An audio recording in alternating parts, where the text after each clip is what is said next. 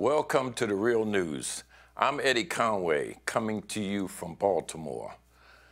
Recently, there has been reports of artificial intelligent weapons coming online, and there has been a petition in the United Nations by 100 leading experts in artificial intelligence field that want to ban artificial intelligent weapons. There's a conference getting ready to take place of 123 nations to have a discussion about this. And so joining me today to talk about how these threats exist, how we perceive them, is Professor Daniel Monk. Dan, thanks for joining me. Thank you very much. How do you look at what's happening with the leading experts on artificial intelligence, how the United Nations is addressing this threat of killer robots? How do you see all of this? First of all, thanks for including me in this conversation. Second, I guess I would say that there's actually a responsible dimension to this conversation, and there's a part of it that demands a bit of examination. What I mean by that, just to clarify, is that when we speak about artificial intelligence, generally speaking, we're not just talking about autonomous machines that could, in principle, kill things. We already have those. Drones essentially can function and be programmed in such a way as to basically function autonomously and then do what they do.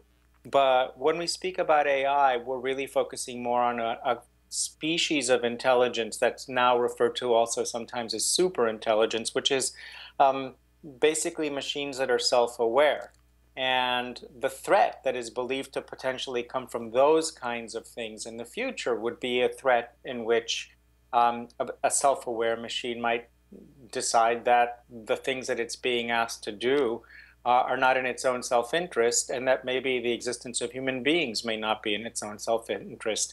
It sounds like a science fiction scenario, but in point of fact, those science fiction scenarios are rehearsing a possibility that people are really concerned about. Now, the moment when the United Nations is now beginning to maybe have this kind of a conversation in the form of a conference, or the moment when public figures like Elon Musk make provocative claims that AI is potentially more dangerous and imminently more dangerous than, for example, North Korea attaining a nuclear weapon, those kinds of issues have more to do with an effort on our part, on his part, I think, and on others' part, to try to find a way in which to develop a policy framework for how artificial intelligence should develop. The last thing I'll say about this is that, for the moment, is that the model here, and one that I don't see is really acknowledged in any of the news coverage of this, is exactly what happened when we reached a threshold in genetics, when it became apparent to biologists in the 1980s or so that it was going to be perfectly possible for us to begin to genetically modify life, forms of life, and other, and in effect begin to even patent forms of life. And a group of very responsible biologists and geneticists and others began to agitate government to begin to establish limits on what could be done in order to make sure that the threat that would happen, that could potentially happen from runaway genetic engineering or genomic changes, would be forestalled.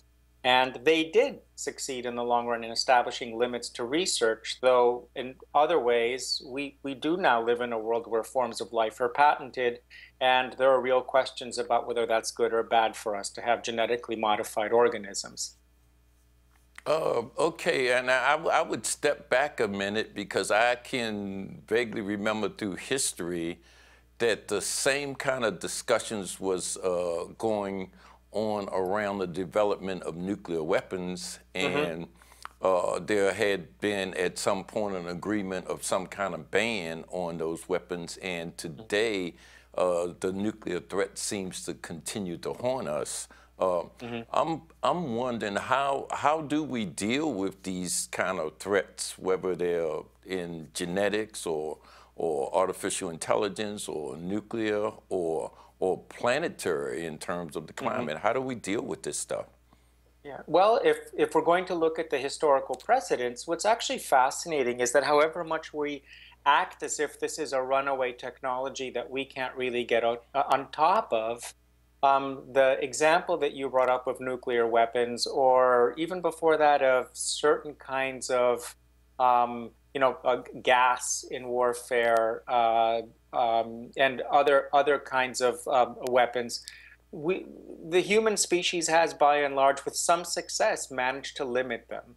In other words, we do have non-proliferation agreements. We by and large do manage to sort of limit the uses of certain kinds of weapons because we as an international community have over the course of the last 50 years at least, with varying degrees of success, managed to establish pretty strong sanctions on actors in the international arena who would use them.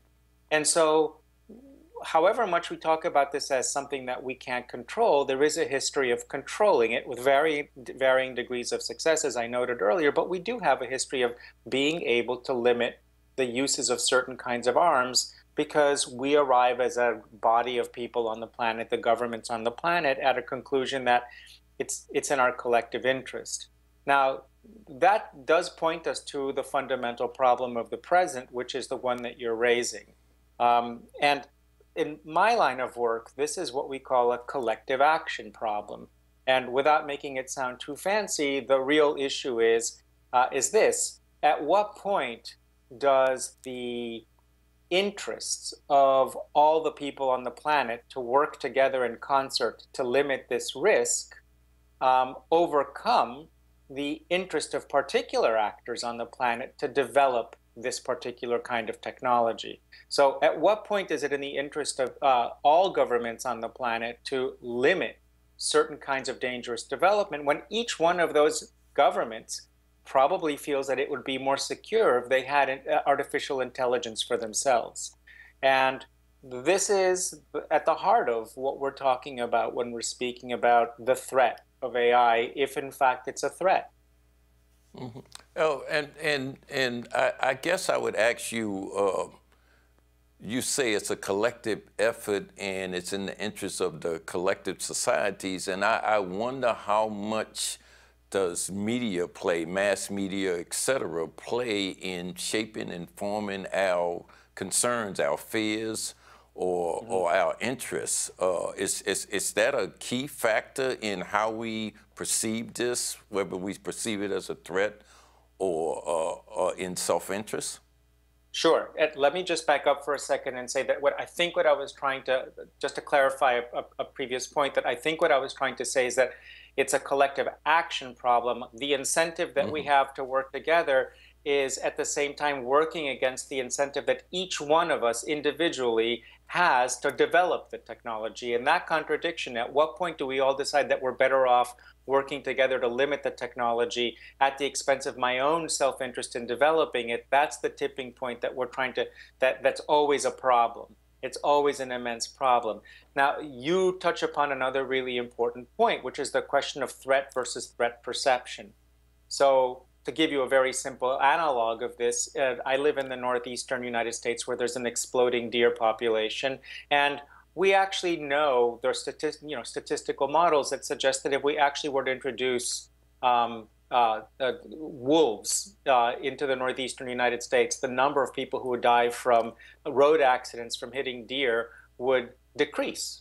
But the perceived threat of releasing of wolves into the wild is such that people feel that that's more dangerous.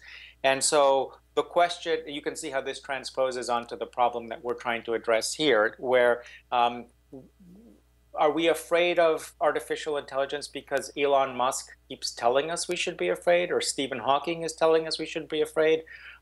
Should we be more afraid of artificial intelligence than of the lava dome under Yosemite finally collapsing and the world's largest supervolcano extinguishing life on the planet? Should we be more afraid of AI than, for example, an asteroid, as you mentioned earlier, hitting the planet? Should we be more afraid of AI than nuclear weapons or climate change?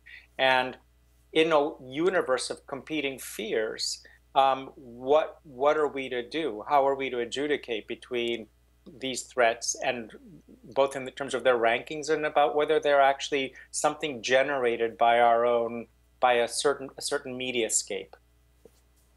You know, I mean, well, and one final thing I will ask you, that brings me to the question of, is this something that's in the interest of people that control the media or control government to have the population concerned about these threats, no matter how, and well, I mean, obviously we could be hit by a comet, but how impossible it is. Is this a distraction and a control mechanism? Or yeah, sorry. go ahead. Go ahead. No, that's a brilliant question, and a lot of students of politics are obviously quite interested in it. Speaking for myself only, I don't believe that there's actually a conscious body, that there's some kind of cabal that's organizing this as a distraction. But looking at all of these sort of catastrophic threats, given, looking at all of the examples that you and I went over that really talk about a kind of global existential risk, what's common to all of these fears, to these forms of catastrophe that we're obsessing about in the present, is that they all seem to preclude the possibility of us doing anything about them. In other words, they seem so overwhelming that we basically, that the kind of logical response seems to be, okay, well, we're basically doomed because there's nothing much we can do. And I think that that is something that is actually something that needs to be unpacked, undone, and analyzed in terms of who benefits, whose interests are served by having a population that believes that they have no agency. So without establishing a direct line, it's like the Koch brothers are doing this. I would say that we live in a particular atmosphere of cultural pessimism that does serve other interests. Well, I know I said that was the last question, but I can't let you walk away without, what do you think we should do or can do about that? About which? The artificial intelligence question? No, about the threat and the sense of gloom and doom that we cannot do anything at all about the threats. How should we be perceiving them and addressing them? Well, first of all, I think understanding that they form a cluster, that we are, why so many zombies on TV is not an irrelevant political question. So I actually believe that debate and some sort of action in the public sphere matters. But I also think that to some degree, what I think matters even more is presenting to people and examples of the way in which we actually have successfully worked in history to resolve what seem to be almost overwhelming, insurmountable collective action problems. And so that's really the best hope I can offer. I wish I could give you a happier conclusion. All I can say is that there's a counterfactual. We've done this before. It might be possible to do it again. On the other hand, it may not. Okay. Professor Daniel Monk, thank you. Thank you. Okay. And thank you for joining The Real News.